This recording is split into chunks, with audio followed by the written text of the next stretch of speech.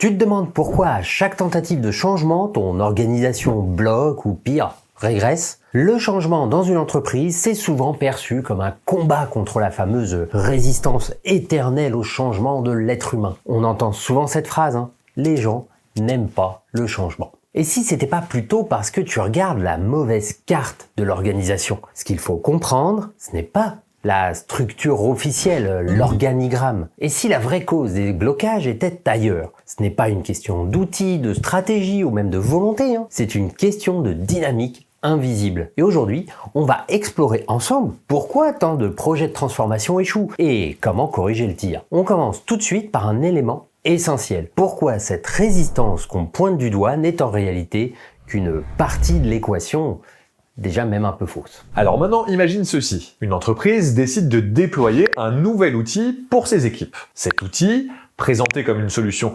miracle, promet d'améliorer la productivité et de simplifier les processus. T'imagines, tu l'as bien l'image là? Une formation complète est organisée et les dirigeants s'attendent à des résultats immédiats. Mais quelques semaines plus tard, les utilisateurs ne l'adoptent toujours pas. Et pourquoi? Parce qu'en coulisses, des dynamiques invisibles freinent l'acceptation. Ce sont des habitudes tacites, des alliances informelles et des circuits d'influence qui, bien souvent, ne figurent sur aucun organigramme. Les choses se passent ainsi. Nous, on a besoin qu'on nous ouvre l'accès à une machine de test pour continuer. Parce que si on nous ouvre pas les accès vite, on n'aura jamais fini à temps. Ok, envoie un message à Paul. Tu sais, de l'équipe serveur. Normalement, il fait ça super vite. Et tu me mets en copie.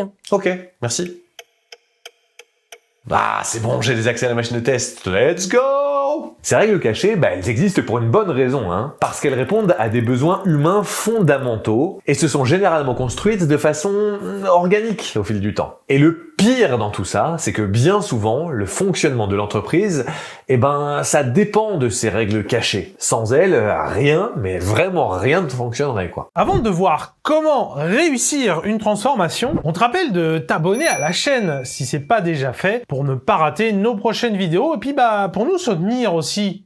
Ça nous aide vraiment. Alors vérifie que t'es abonné. Les dynamiques invisibles. Quand on parle de transformation dans une entreprise, la plupart des dirigeants concentrent leur effort, leur attention sur des aspects visibles, comme les processus, les organigrammes et les outils. C'est logique, non? Ce sont des éléments qu'on peut mesurer, qu'on peut planifier. Mais il y a un problème avec cette manière de faire. Un problème que François Dupuis relève dans son livre « La faillite de la pensée managériale ». Au passage, un livre qu'on te recommande les yeux fermés. Il nous explique qu'en restant focalisé sur ces aspects techniques, on oublie souvent une dimension essentielle, celle des interactions humaines réelles. Ce sont des principes qu'on retrouve par exemple dans le Lean. Cécile Roche, experte du Lean en France, on discutait récemment avec elle, avec nos élèves de formation. Elle nous expliquait que pour améliorer aussi bien la qualité que la productivité,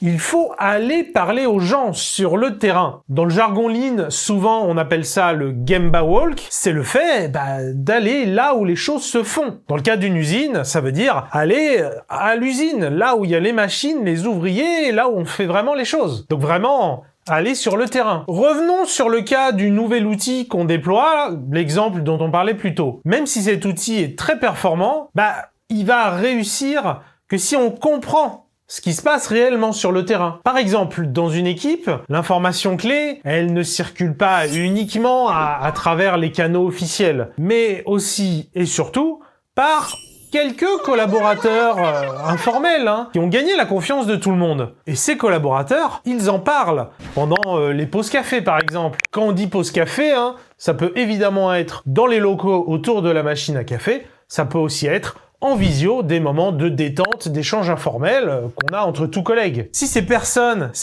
qui ont une influence clé, bien qu'informelle, elles ne sont pas intégrées dans le projet de transformation, voire pire, si elles se sentent mise de côté, que ce soit volontaire ou pas, alors l'outil là qu'on essaye de pousser, de mettre en place, il va être perçu comme un obstacle plutôt que comme un atout. Et là, on peut tomber sur ce que François Dupuis décrit comme la grève du zèle. On fait tout dans les règles pour torpiller l'adoption de cet outil. Ça ressemble à ce genre de choses. Salut Paul, tu peux m'ouvrir un serveur, s'il te plaît, comme la dernière fois? Ah, désolé, mais on nous impose un nouveau process, paraît que c'est mieux. Alors, on va le suivre. Il me faut le ticket Jira, qui devra être validé par mon N+1. Ensuite, le PO le priorisera pour un prochain sprint. Donc bon, en gros, tu pourras dire aux managers qu'ils auront ça d'ici quelques semaines, au mieux, au lieu de l'avoir dans 20 minutes. Mais bon, au moins on a respecté leur process. Ah ouais, c'est sûr, là, on respecte les règles. Par contre, est-ce que ça nous aide à atteindre l'objectif ? C'est un autre sujet. Pour réussir une transformation, il faut d'abord comprendre ces dynamiques et accepter que les échecs ne viennent pas seulement de mauvais outils ou de mauvaises intentions. Ils viennent souvent d'une vision incomplète de la réalité du terrain. Quand on parle de structure d'entreprise, on pense immédiatement à l'organigramme, des lignes claires qui montrent qui rapporte à qui et quels processus sont censés guider le travail. C'est la structure officielle, c'est la théorie. Machin travaille avec machin, machine parle avec machin. Ce sont les relations formelles qu'on a voulu en créant cet organigramme, en créant l'entreprise, entre les différents postes, les procédures standardisées et les chaînes de commandement. Mais l'organisation réelle, elle, c'est tout le reste. Les règles tacites qui guident le comportement des équipes, les alliances informelles qui influencent les décisions, les circuits d'information qui ne suivent pas les chemins officiels. Imagine un peu une entreprise, peut-être la tienne, où dans les faits, au quotidien, les employés dépendent d'une personne influente pour prendre leurs décisions au quotidien. Ce ou cette collègue n'a peut-être aucun titre hiérarchique officiel, mais son rôle pourtant, il est crucial dans l'organisation du travail, dans l'organisation de l'entreprise. Si ce type d'organisation n'est pas pris en compte, les projets de transformation, ils vont échouer. Les règles non écrites répondent à des besoins humains fondamentaux. C'est pour ça qu'elles apparaissent tout le temps, qu'on le veuille ou non, et de façon organique, sans contrôle. Par exemple, la sécurité, savoir à qui faire confiance et comment naviguer dans l'incertitude, ou la reconnaissance, obtenir la validation et un sentiment d'appartenance, et encore l'efficacité, contourner les processus complexes et frustrants pour aller plus vite. Je vais demander à Paul pour un nouveau serveur de test. Alors on est d'accord, tu utilises bien le nouveau process, tu crées le ticket dans l'outil, ça nous permet de le tracer et il le traitera ensuite dans son backlog. Ok ? Ah salut Paul, tu peux m'ouvrir un serveur de test là, s'il te plaît, comme la dernière fois? Ouais, pas de problème. Attends. Voilà, c'est fait.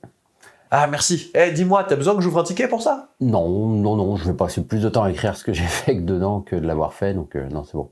Lorsqu'un changement ne prend pas, ce n'est pas par mauvaise volonté. C'est parce que les dynamiques non écrites sont plus fortes et répondent à ses besoins de manière plus immédiate que la structure formelle ne peut le faire. Même si, dans certains cas, le processus a du sens pour l'entreprise. Prenons un autre exemple concret. Un manager impose une nouvelle stratégie basée sur des méthodes agiles. T'auras noté des méthodes agiles. Les processus officiels sont réécrits et les équipes sont formées. Mais rapidement, le chaos il s'installe. Et en fait, pourquoi? Parce que l'organisation cachée n'a pas été prise en compte. Les influenceurs informels ne soutiennent pas la stratégie et les circuits d'information restent bloqués dans les anciens schémas. Le résultat, les équipes, elles retournent très vite à leurs vieilles habitudes. C'est pour ça qu'il est essentiel d'apprendre à identifier et travailler avec ces dynamiques cachées. On va te montrer exactement comment faire. Déjà, il faut identifier les règles tacites. Observer qui parle à qui influence les décisions et quels sont les comportements récurrents. Par exemple, prends le temps d'assister à une réunion informelle ou de discuter avec des membres de l'équipe dans un contexte non hiérarchique. Par exemple,